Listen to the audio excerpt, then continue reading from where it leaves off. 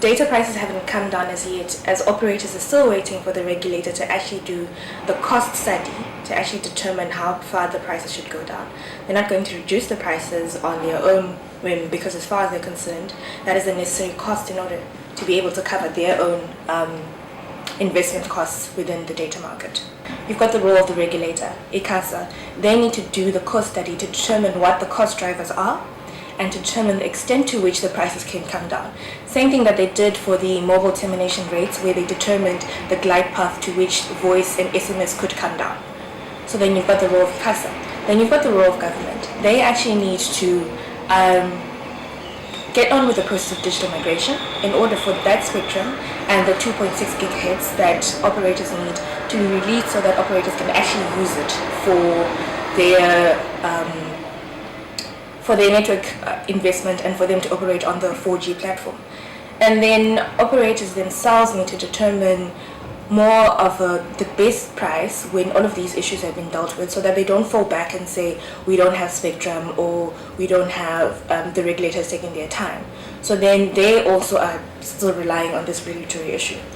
And then for the consumers themselves, I believe that they have a role in that they need to be aware of the products out there that could be cheaper for them.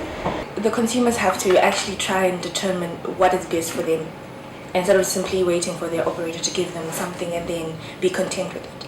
And also what we've seen with this whole Data Must Fall campaign online is actually we've seen consumers mobilize together to actually get operators to wake up to the fact that, okay, there's an issue that needs to be addressed.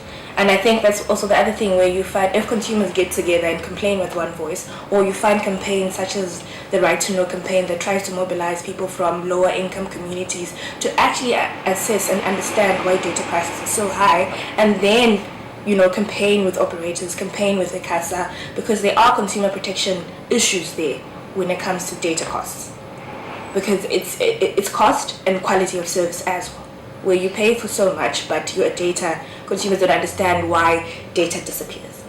That's something that needs to be better explained to consumers. So it's more of a two-way street. They are responsible, but at the same time, they have the right to demand more from their service provider.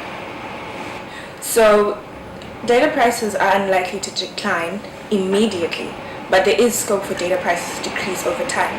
And this is because that, firstly, there still needs to be the regulatory and policy issues that need to be dealt with. So you've got the issue around release of spectrum, which operators all said in Parliament, this is why we cannot reduce prices, because we've still got spectrum issues that need to be released in order for us to operate optimally. Then you've got the issues of that operators themselves have had to deal with rand volatility issues. So and those are things that cannot be dealt with in the short run. They're long-term issues. So high cost of electricity, rand volatility in terms of technology costs that they have to bring into the country. So those are the reasons why data prices have not come down immediately, but there is scope for them to decrease.